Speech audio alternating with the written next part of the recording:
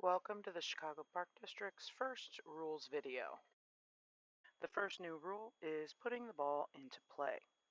There has been a change in the rule for how the ball can be put into play. The offense now has to clearly possess and then release the ball in order to show the defense they are live. This move must be done in a reasonable amount of time, 2 to 3 seconds. This is considered putting the ball in play or making it live. The first video demonstrates the incorrect way of doing this and would result in a turnover. She just swam with it, no putting the ball into play.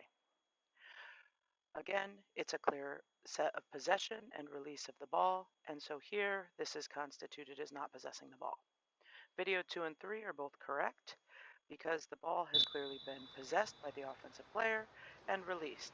This can be a toss, a pass, a shot, or a simple pop of the ball as though a slight toss where the player maintains possession. In this video, she tosses it, but in the next video, you'll see her make a slight pop of the ball.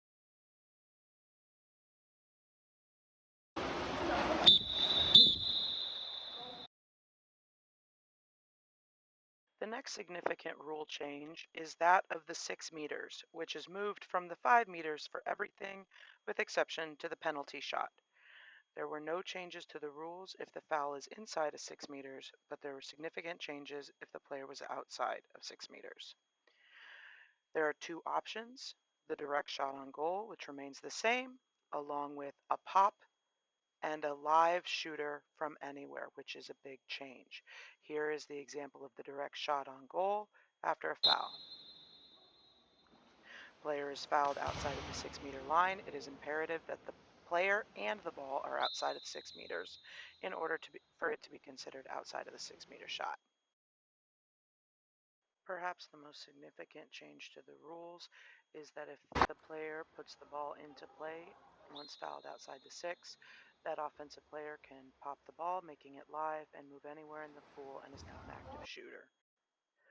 The root of these rule changes occurs in the game's desire to become more offensive, so in this particular case you cannot simply foul and drop, eliminating that offensive player as a shooter or as a threat. Finally, for this particular video, we'll talk about the 2 meter corner throw after a goalie tip. The rule is much like the 6 meter shot, where the player can either take a direct shot on goal or pop the ball, move anywhere, and be an active shooter. Again, this is to promote offense. In this first video clip, we will see a shot deflected out by the goalie, the offensive player go to the 2 meter and take a direct shot on goal. It is absolutely imperative that the offensive player is actually at the 2 meter for the corner throw, which is all the way out at the wall and the 2 meter line. This next video is of the pop and move. So the same thing happens. The shot is deflected out of the goal. The offensive player pops the ball, clearly showing that the defense that they are live can move anywhere in the pool and shoot the ball. Thank you so much for watching this video and for your desire to help grow the game and the beautiful sport of water polo.